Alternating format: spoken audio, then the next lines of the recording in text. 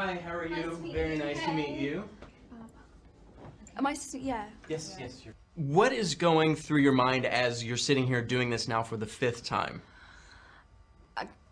Gosh, what's going through my mind?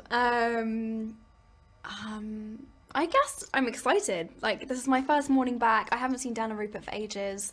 It's nice to say hello to David again. It's just kind of like nice to be kind of, and also it feels like I've just been waiting for ages for this film to come out, because I finished filming in like October. Oh, wow. And it's just starting to come out now. And if Was you can that, imagine, 9 like, months? the tension has been building for like so long.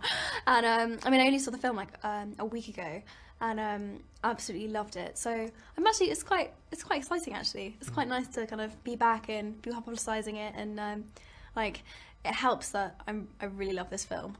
Really love this film. So yeah, it's a much deeper, more emotional story, and it places you and Ron especially in a different position with Harry. Yeah, we really are in a big way in this one, because Harry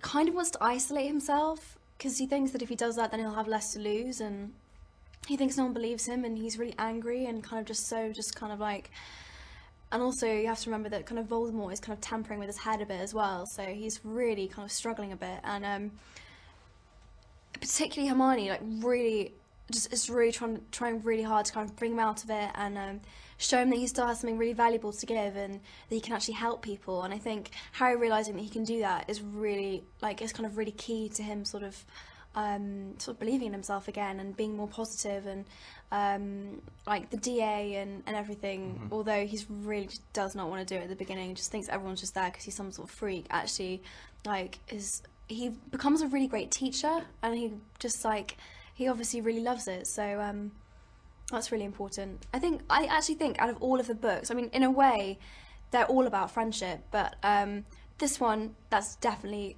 I would say, the most key theme to it, which is just the importance of friendship. And yes, it gives you more to lose, but the important thing that Harry realises at the end is that it actually gives him something to fight for, and that makes him a lot more powerful than Voldemort can ever be, because he doesn't have that.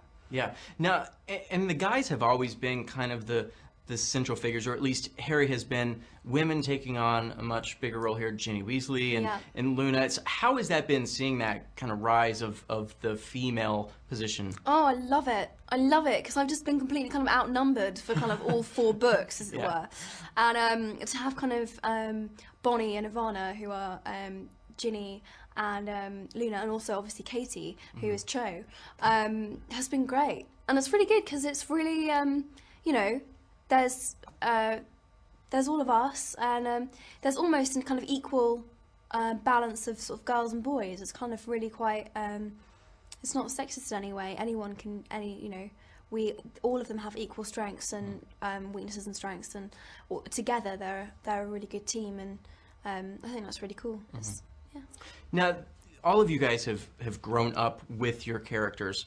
What do you think you in particular have learned from Hermione? I guess the really cool thing about Hermione is that she just doesn't really care what anyone thinks of her. She really, like, does her own thing. She's quite a strong feminist figure. She, you know, she's certainly not embarrassed to kind of boss the boys around or tell them what they should and shouldn't be doing. She's kind of this sort of, like, kind of almost in a kind of like mothering way. She's just really kind of, she's really determined, and she's really, she has really strong convictions, and I think that's really cool. And I love the fact that she's smart. She's really intelligent, and I think what happens, like, a lot is that even girls who are intelligent, they kind of dumb themselves down for guys, or like it's something that like guys would find threatening or whatever, but Hermione, you know, she's just herself, and she's proud of it, and she plays it to her advantage, and I think in that sense I think she's a good role model. And I gotta imagine in this movie, maybe a little more liberating, that, you know, in the past she's always been that by the books, but this one she's not so much. Yeah, that's actually, again, this was what made her kind of like really interesting to play this time around, because there's kind of this this rebellious side that is coming out in Hermione, where she's just like, she can see that I mean, essentially, Hermione wants to learn. She wants to know things. She wants to be able to defend herself. She wants to be able to kind of be in control. And Umbridge is just making her write out lines. You know, she's not learning anything, and she can see exactly what's going on. And she's like, I'm not having it. And so she's kind of like, she really wants to like break the rules, and she's really encouraging everyone to kind of like fight against this. Like, there's this line that she says where she says, where Umbridge is like, you know, one's away, I want you to copy out these lines like 10 times or whatever, and Hermione's like, she just doesn't want us to think. She doesn't want us to have opinions. She doesn't want us to have, she just wants us to be kind of, yeah, she doesn't want us to think. And for Hermione, that's just, you know, beyond her. Yeah. Like, she can't do that. And it's really cool. She really fights hard against it. So, it's cool. Well, you mentioned Umbridge, Dolores Umbridge, played so wonderfully by Imelda Staunton. Yeah. How would you compare her to past villains? There is something so creepy about Professor Umbridge, because she doesn't look like a villain. She doesn't look in any way scary. She's, you know, she's pink and fluffy, and she likes kittens and everything like that. But that's what makes her so creepy and so weird, because underneath it you can see this really, really screwed up woman. And there are just moments where you'll just hear her voice go like that, and you're just like, oh my god, this is, I don't know. And also her like meticulous sort of, she wants everything to be perfect, and she wants everything to be in order and in control, and it's really, it's kind of more psychological, kind of scary. It's like you can't see it on the outside, but she's bloody scary. It's scary. Yeah.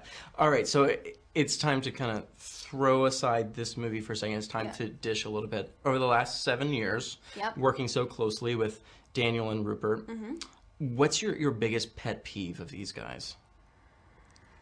I won't tell them.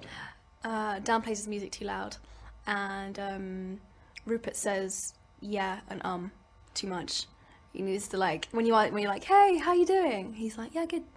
And I'm like, come on, give me some more, elaborate, whatever. He's very minimalist in his speech, but I love them both to bits. But those would be my pet peeves. Do you have a good like embarrassing moment of theirs that they would never tell me? Like you know, you guys have grown up, so there's bound to be like the voice cracks or any of that kind of stuff. They've actually been pretty embarrassment free. They've come through it pretty smoothly, I have to say. They've done pretty well. I don't think there's anything I really particularly pick them up on. I'm sorry. You'll have to probe them. For kind of, I'm sure you'll get something out of them. Yeah. Now, with the 7th book coming out, do you have your opinions on how you hope things end? Well, I, like Dan, have a really nasty feeling Harry might have to go, for Voldemort to go. Quite depressing, but I think he might, might get killed off. I think Hermione and Ron will get together. I hope they will get together, because I just think that they will be just the sweetest couple, and really kind of they're just chalk and cheese, but it works. What else? I don't know. I have a couple of theories. I think Snape is good, which is a little bit. I might be wrong. I might end up to be wrong, but I think that you see a little bit of it in Order of the Phoenix. Yeah, I think that he kills Voldemort in the 6th one. He kills Dumbledore, sorry, to gain Voldemort's trust, and that's the only way that he could have done it. So essentially, I think Snape has got something going on. Yeah. So yeah, those are my thoughts. They have absolutely no grounds. They're just my opinions. But, yeah. Now, are you able to go out on the street without being mobbed? Yeah. People like, I just kind of like, whenever I go out, I just kind of play myself down a bit and kind of just you just kind of mush in with everyone else, and you don't really get. Yeah. Anything to not bring attention is better. Yeah. I mean, I'll get people stop me and stuff, but I wouldn't not go out just because a couple people might stop me and ask me autograph. Like, that would just be awful. So yeah. Do when they come up to you, call you Hermione or Emma? Some people do. As the films have gone on, people know me as Emma Watson now, whereas before they'd be like, "Oh, Hermione." I'd be like, I do actually have another name, Yeah. but it's fine. I don't really mind. Mm-hmm. Do you feel pressure to please fans? Yeah, definitely, yeah. I mean, the books mean so much to so many people, and there are fans that just live and breathe the stuff. Yeah, I feel the pressure. All right, fantastic. Thank you so much. Thank you. Pleasure to meet you. So nice. Thank you.